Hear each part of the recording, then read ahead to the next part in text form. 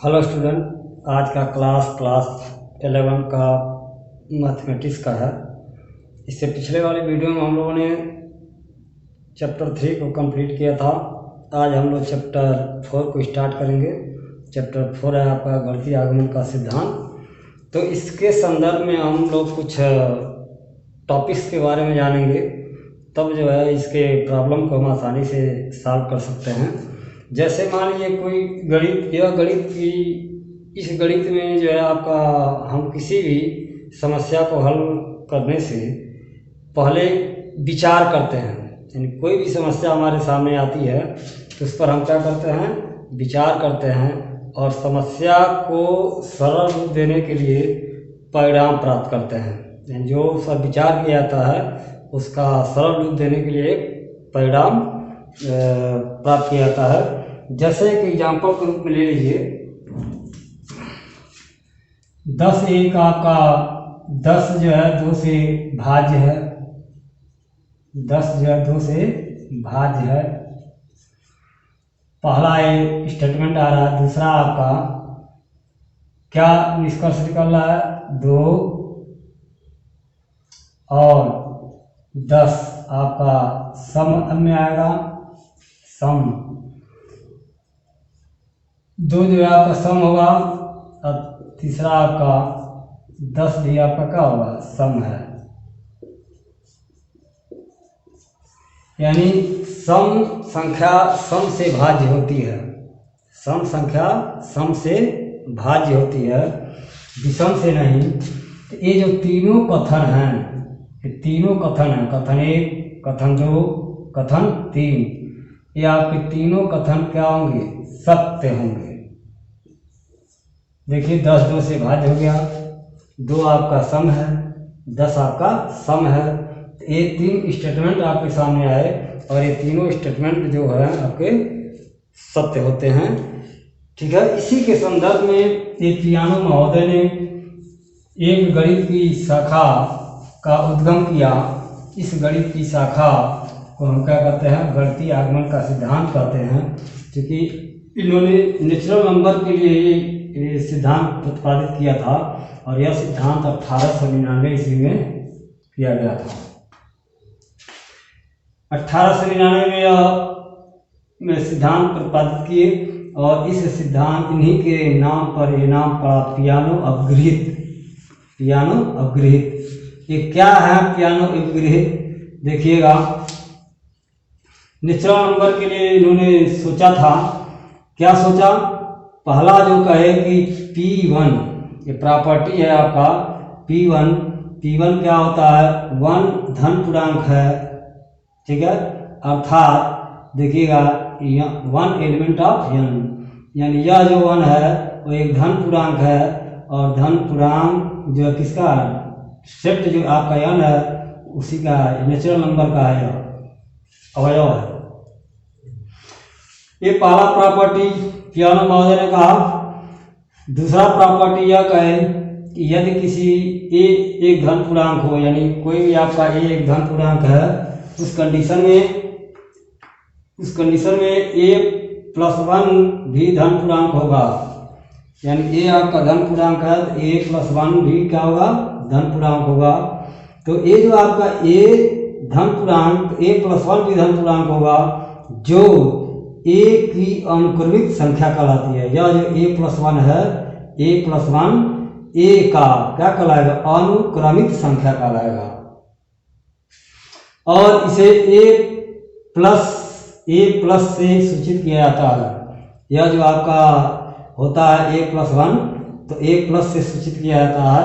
इसका तात्पर्य है कि ए प्लस जो आप क्लास 6 7 अर्थ में कहीं पढ़े होंगे कि क्रमानुवाई, किसी संख्या का क्रमानुवाई क्या होता है, उसमें एक जोड़ने से प्राप्त होता है। उसी तरह यहाँ पर जो आपका अनुक्रमित संख्या जो रिप्लेस किया गया, उस कंडीशन में आपका 2 ए प्लस किया गया और यह अनुक्रमित होता है ए का।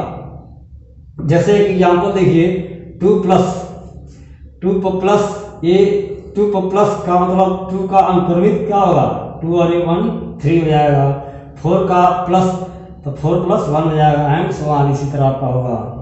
ये जो प्रॉपर्टी आपका है 2 है, प्रॉपर्टी 2, यानी पियानो महोदय जो दूसरी बात बताए वह यह होता है।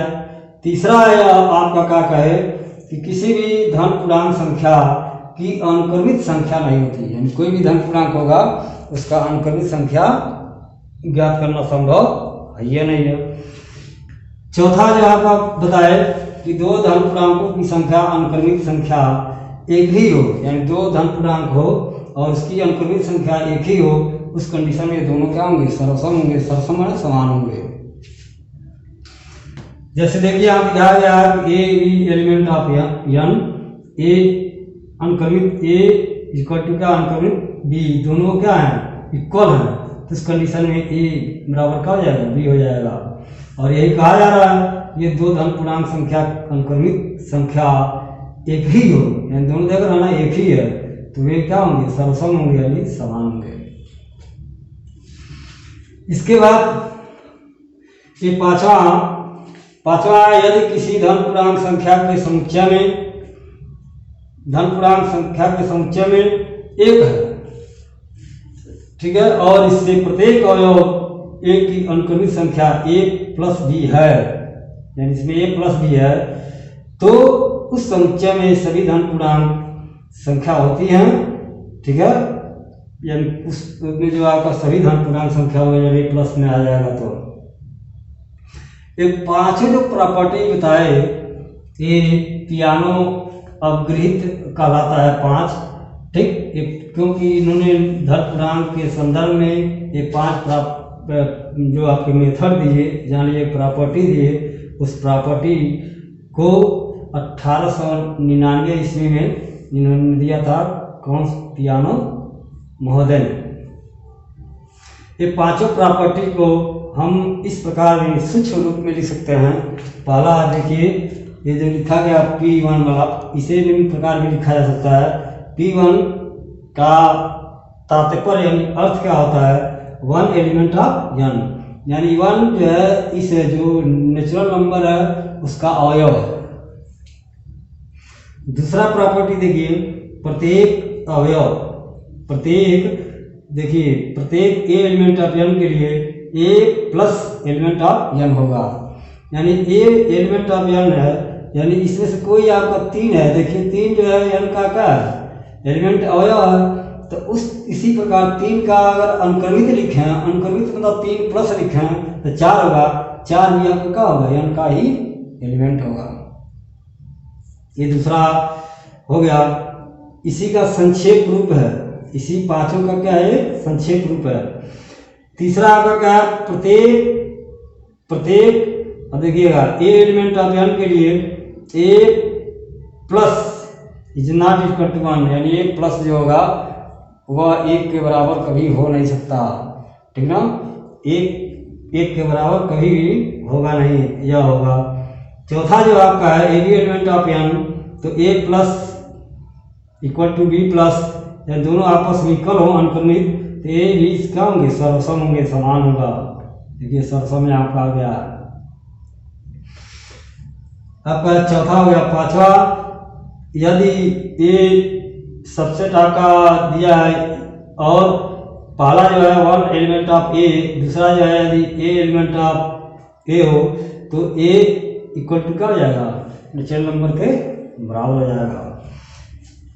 तो इस सारे जो सिस्टम है जो आपके में जो अपग्रहित रखे गए हैं, उस अपग्रहित के आधार पर किसी भी नेचुरल नंबर से संबंधित जो भी प्रॉब्लम में या समस्या होती है, समस्या का समाधान हम 3 ही चरणों में करते हैं। पहला आप क्या करते हैं, स्टेप 1 में, यह स्टेप 1 में क्या करते हैं, n बराबर 1 रखते हैं। देखिए जैसे आपका पहला n बराबर 1 रखते हैं और n बराबर 1 के लिए देखते हैं कि ये सत्य है कि नहीं। n बराबर 1 के लिए सत्य है तो दूसरा स्टेप जो करते हैं वह n बराबर k के लिए करते हैं, n बराबर k के लिए करते हैं, तो n बराबर 1 के लिए सत्य है तो n बराबर k के लिए वो जो भी स्टेटमेंट होगा, कथन होगा, वो भी क्या होगा, सत्य होगा। और तीसरे स्टेप में क्या करते हैं कि n बराबर k प्लस 1 रख कर देखते हैं कि यह सत्य है कि नहीं। अगर सत्य है तो ये पियानो विहित को क्या करता है, फॉलो करता है। अगर सत्य है तो सत्य नहीं है तो पियानो विहित को फॉलो नहीं करता है। तो इससे पूरे से निष्कर्ष यह निकलेगा, यानी पहला जो काम हम लोग करेंगे इसका जांच करेंगे कि ये पियानो विहित को फॉलो यानी संतुष्ट करता है या नहीं। तो 3 चरणों में करेंगे। पहला स्टेप 1 में क्या करेंगे, पहले चरण में n बराबर 1 रखेंगे। स्टेप 2 में क्या रखेंगे, n बराबर k रखेंगे। और स्टेप 3 में n बराबर k प्लस n बराबर क्या रखेंगे, k प्लस 1 पर जांच किया जाएगा कि ये सत्य है कि नहीं है। अगर सत्य है तो सभी धन पूर्णांक के लिए ये गणितीय आगमन का सिद्धांत क्या होगा, फॉलो करेगा। और नहीं सत्य है तो फॉलो नहीं करेगा। जैसे एक क्वेश्चन को देखा जाए तो आसानी से आपको और क्लियर हो जाएंगे। देखिए, जैसे कि क्वेश्चन ले रहा हूँ, आपके प्रश्नावली का ही सवाल ले रहा हूँ। प्रश्नावली आप जान लीजिए, प्रश्नावली 4.1 का क्वेश्चन नंबर 1 कह रहा है ए एलिमेंट ऑफ n के लिए गणितीय आगमन सिद्धांत के प्रयोग द्वारा सिद्ध कीजिए कि गणितीय आगमन से सिद्ध करना है 1 + 3 का square plus and so on plus आपका 3n-1 इक्वल दिया 3n-1 बाई 2। यानी ए एलिमेंट ऑफ n के लिए गणितीय आगमन के सिद्धांत द्वारा इसको सिद्ध करना है। ए एलिमेंट ऑफ n, यही कंडीशन दिया है। तो चलिए, अब 3 चरणों में इसको सॉल्व किया जाएगा। इसको 3 चरणों में सॉल्व करेंगे। तो लिखेंगे स्टेप 1। स्टेप 1 का यहाँ लिखेंगे Pn सच डेट आपका 1 + 3 का square plus and so on plus 3n-1 equal to 3n-1 by 2। यह आपका हो गया। अब यहाँ देखिए चूंकि यह हो गया, इसलिए अब स्टेप 1 लिखेंगे। स्टेप 1 में क्या करना है, n बराबर 1 रखेंगे। n बराबर 1 मानेंगे आप। देन तब क्या होगा, देखिएगा P1 सच डेट 1 + 3 का square plus and so on plus 3 पर पावर 1 - 1 इक्वल 3 पर पावर कितना हो जाएगा 1 - 1 बाई 2। अब यहाँ देख रहा है ये 3 पर पावर कितना होगा, 1 में से 1 जाए 0 इक्वल देखिए 3 में से 1 जाए 2 बाई 2। 3 पर 0 1 2 बाई 2 इक्वल टू 1। यहाँ देख रहे हैं ना, ये सत्य हो गया। n बराबर 1 के लिए क्या हो गया, सत्य हो गया। अब n बराबर 1 के लिए सत्य हो गया। स्टेप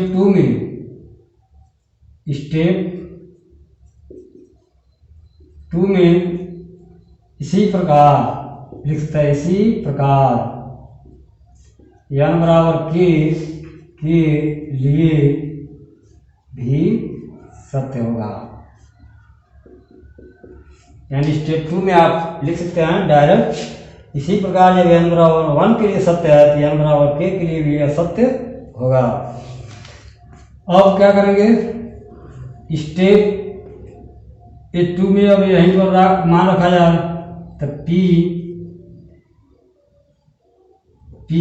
k इक्वल क्या हो जाएगा 1 इक्वल नहीं, देखिए सजेट 1 धन 3 का स्क्वायर धन and so on 3 to the power k minus 1 is equal to 3 to the power k हम -1/2 समीकरण 1 मान लेंगे। स्टेप 1 हुआ, अब स्टेप 2 हुआ, अब स्टेप 3 के बारे में जानेंगे।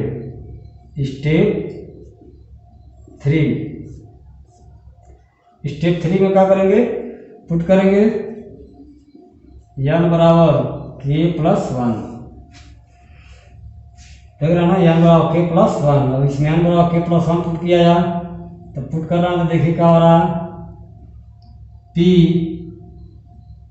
k प्लस 1 इसी में रखना है, बराबर नहीं सच दैट क्या है आपका 1 + 3 का square plus and so on 3 to the power k plus 1 रखेंगे यहाँ पर, तो k प्लस 1 रखेंगे तो 3 to the power k plus 1 minus 1 equal to 3 to the power k plus 1 minus 1/2